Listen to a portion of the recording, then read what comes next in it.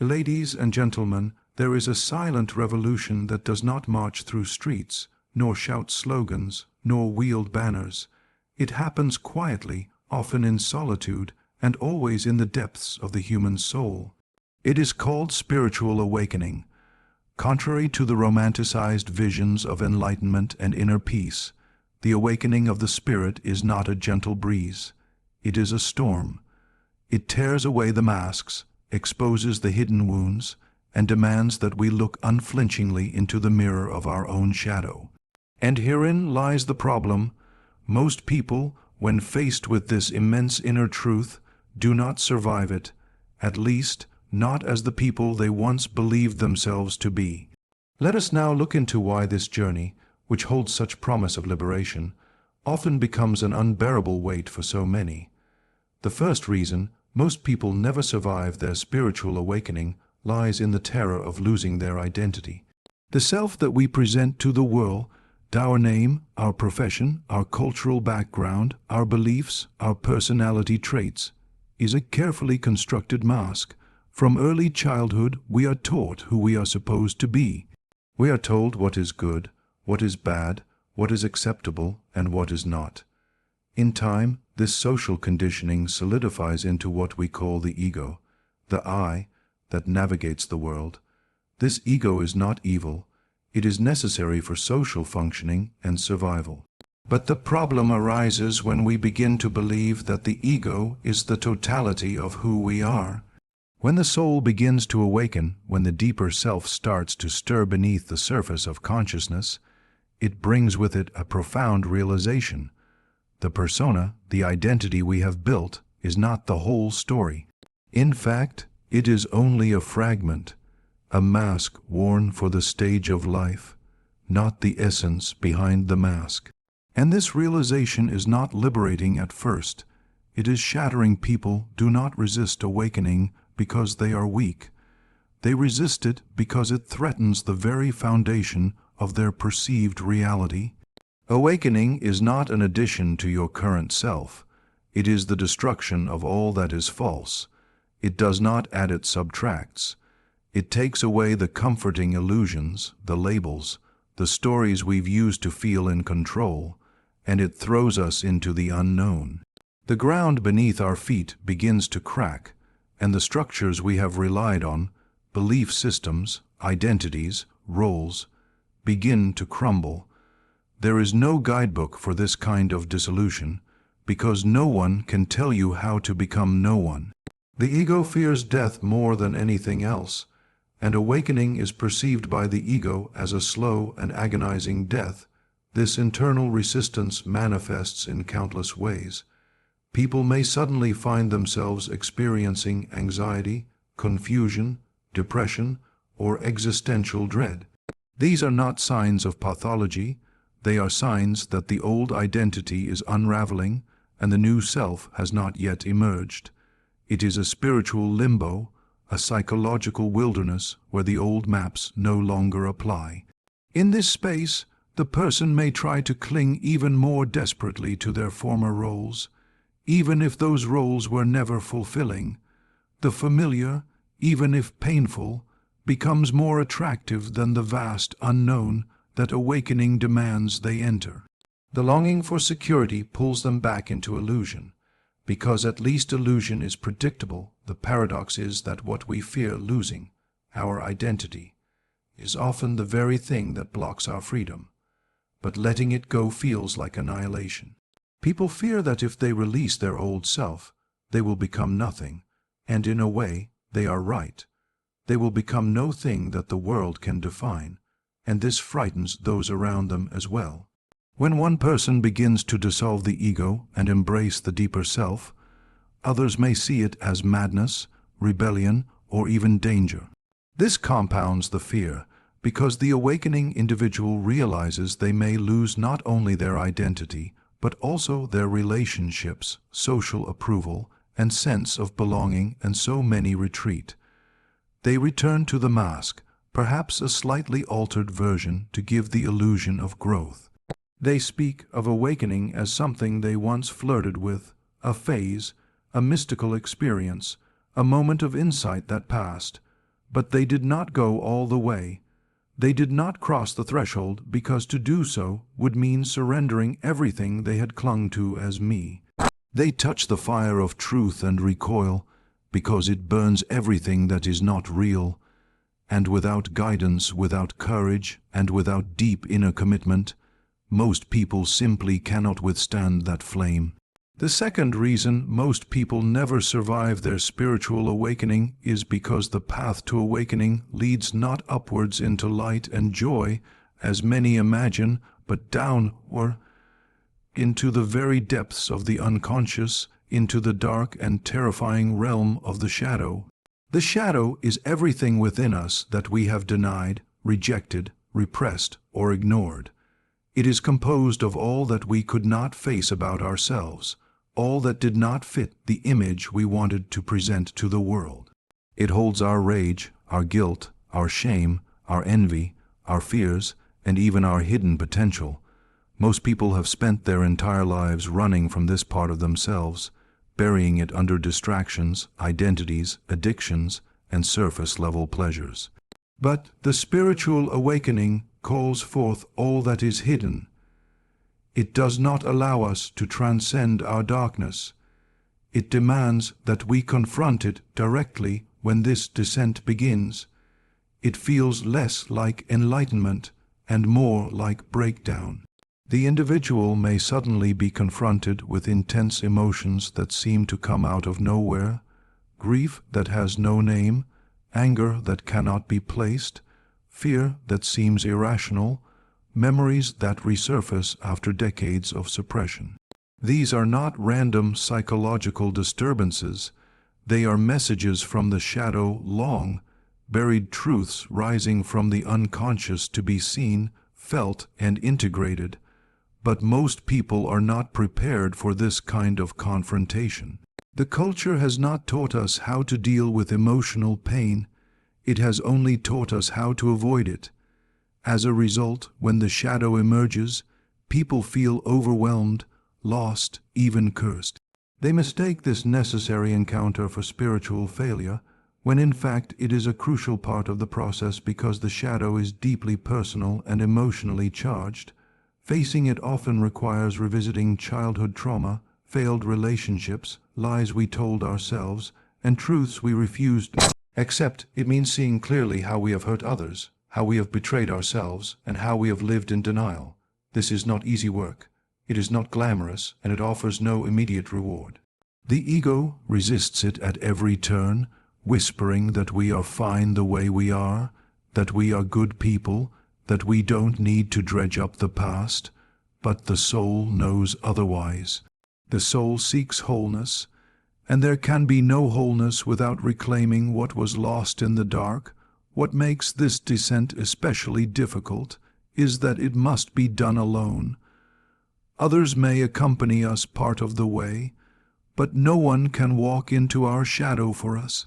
And because society favors positivity, achievement, and outward success, there is little space for this kind of inner excavation.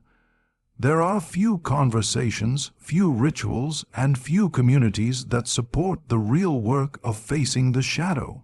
Most spiritual teachings bypass this stage entirely, offering comfort instead of transformation, light without heat, peace without pain. But true awakening burns through illusion, and this fire begins in the darkness. The shadow is not a place of punishment. It is the birthplace of authenticity, creativity, and true power. Many people turn back at this point. They see the darkness, feel the discomfort, and label it as wrong. They may conclude that spirituality is making them worse, not better. They may go back to old patterns of avoidance, back to relationships that numb, jobs that distract, substances that sedate.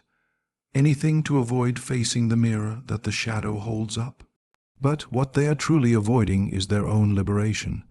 For it is only through the shadow that we find our hidden gold, the buried strength, the intuition, the purpose, the deep compassion that can only arise from knowing suffering.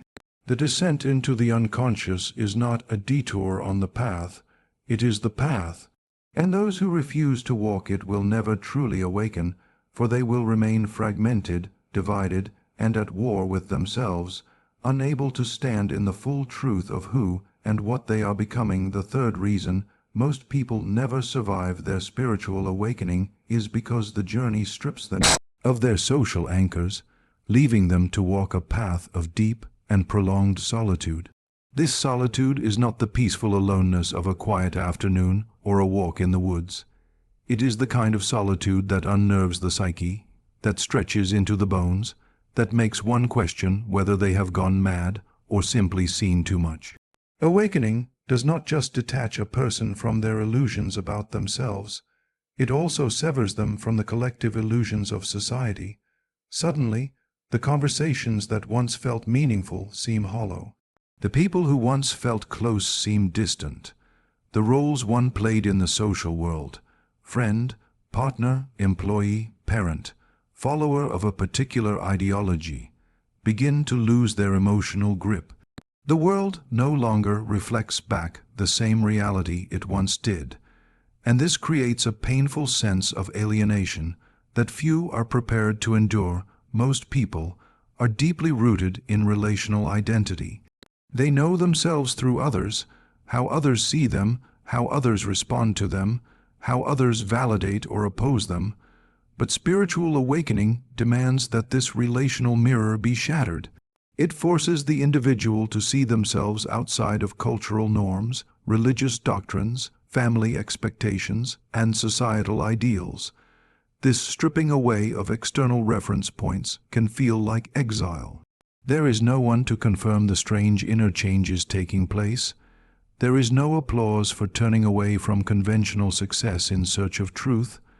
There is no guide who can promise that this solitary path will lead somewhere tangible or even coherent. It is one thing to face darkness when surrounded by others who understand the process. It is another thing entirely to face it while being misunderstood, criticized, or even abandoned by those one loves. As the inner transformation deepens, relationships often fall apart.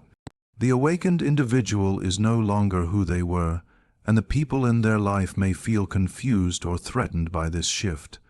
They may say things like, "You've changed," or "I don't recognize you anymore," not realizing that this transformation is not a phase or a rebellion, but a fundamental reorientation of the soul. Old friendships dissolve not out of anger, but out of resonance. There is no longer a shared frequency. Small talk becomes intolerable. Pretending becomes impossible. The awakened person may try, for a time, to hold on to the old life, to keep up appearances, to stay connected to familiar groups and routines. But it quickly becomes evident that something essential has been broken, and in its place, something vast and undefined is rising. This in-between space, the place after shedding the old life, but before discovering the new, is where many collapse. It is a psychological wilderness, an emotional void where certainty disappears and the only companion is silence. The silence can be deafening because it forces the person to hear what they've been drowning out their entire lives, their own soul. But most people are not equipped to sit in that silence. They reach for distraction, for noise, for anything that makes them feel connected again, even if that connection is false.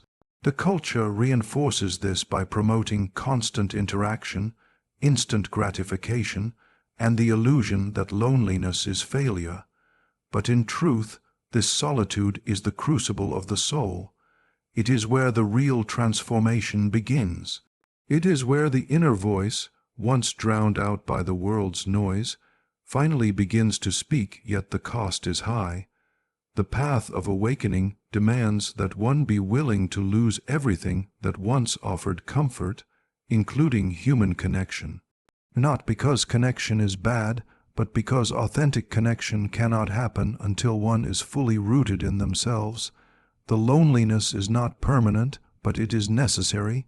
It prepares the individual for a deeper kind of communion, not with society as it is, but with life as it truly is. And until one has made peace with this sacred aloneness, they will be tempted to turn back, to find solace in old masks, to numb the ache of becoming with the opiates of conformity, because to stand alone in truth is to stand in a fire that very few can endure. The fourth reason most people never survive their spiritual awakening is because they become seduced by the illusion of arrival, mistaking fleeting glimpses of insight or transcendence for the completion of the journey.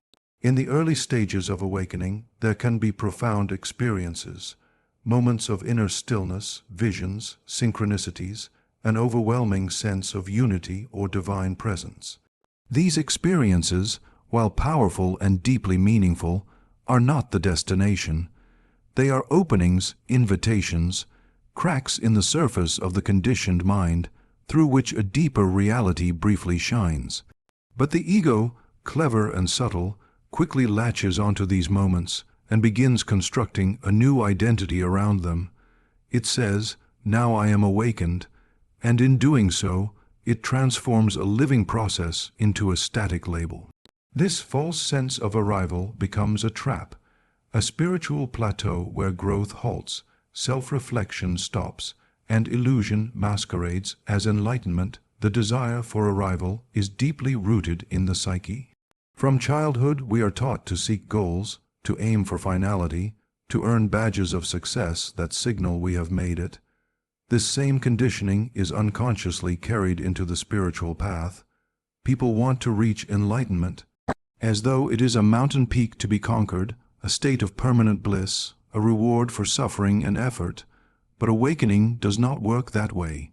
It is not a linear climb with a final destination. It is a continual unfolding, a spiraling inward, a deepening into layers of being that have no end. The soul does not seek completion. It seeks depth, integration, and truth.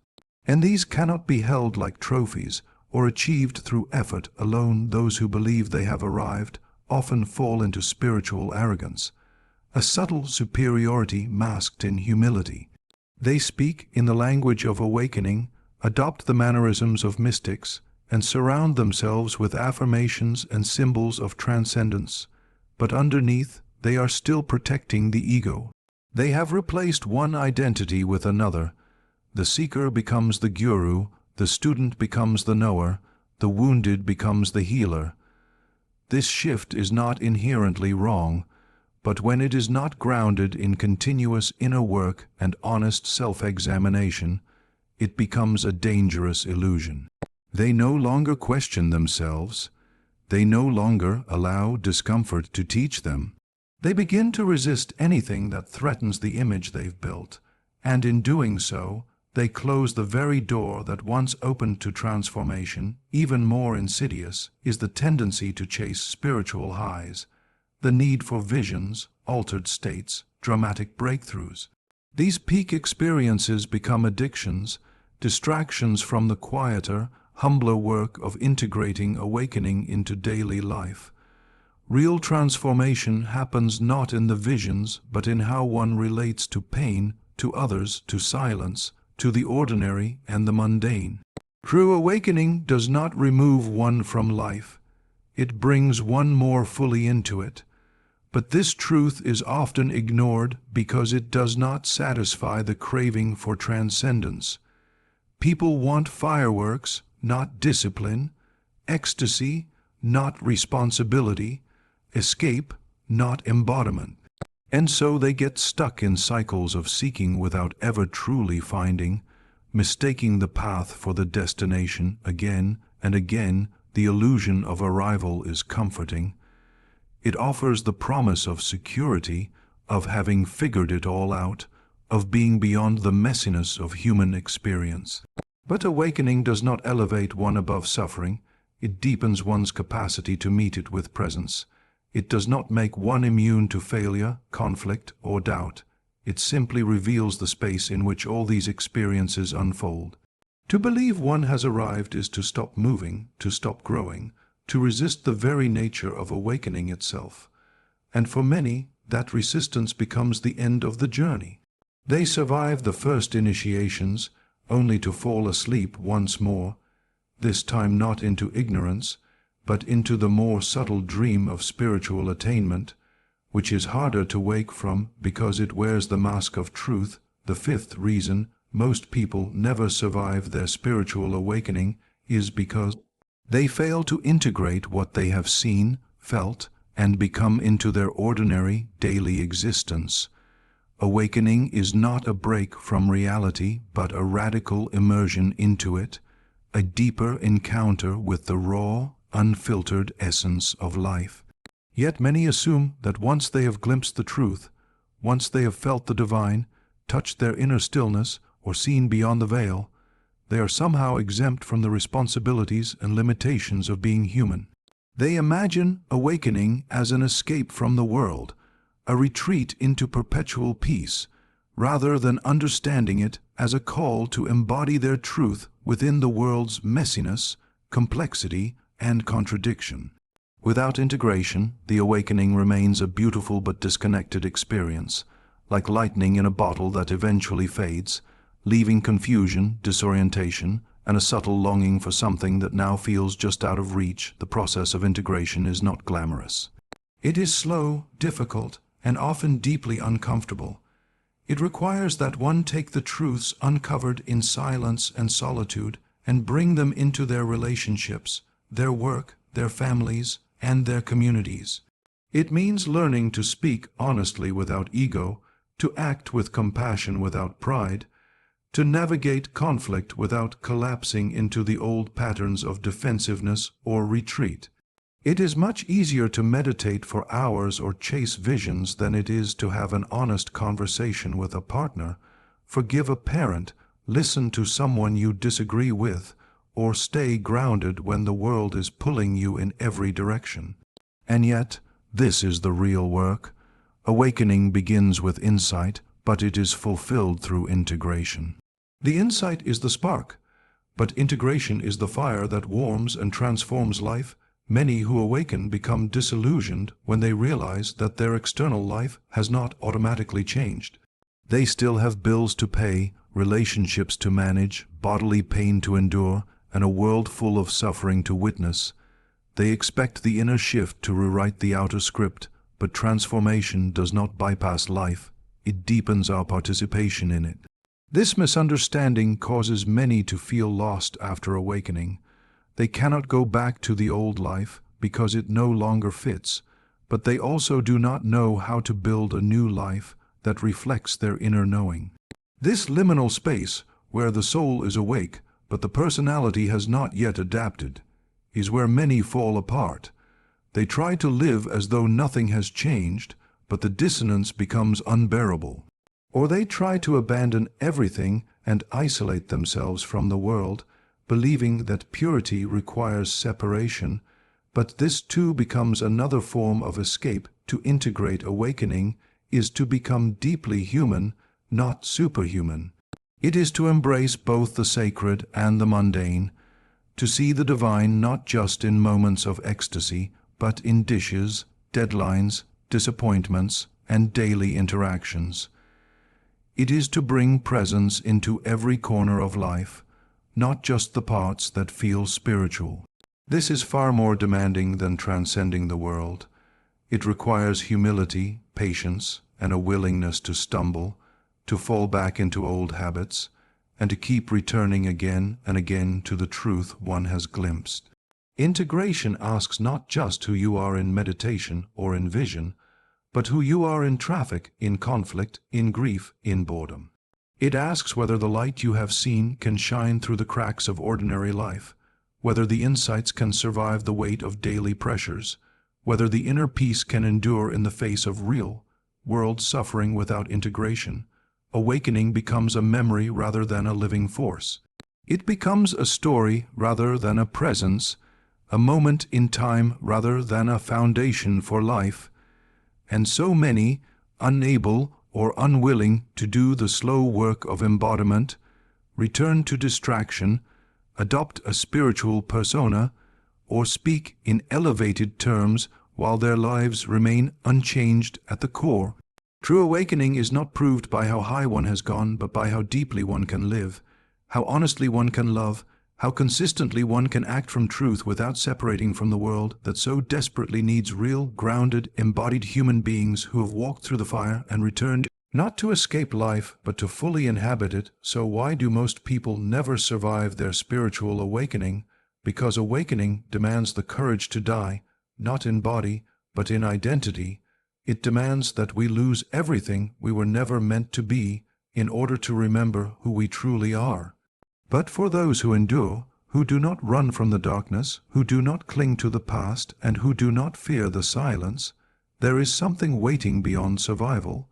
It is not peace as the world defines it, nor happiness as the ego desires it. It is something far more sacred, the quiet knowing that you have come home to yourself. Thank you.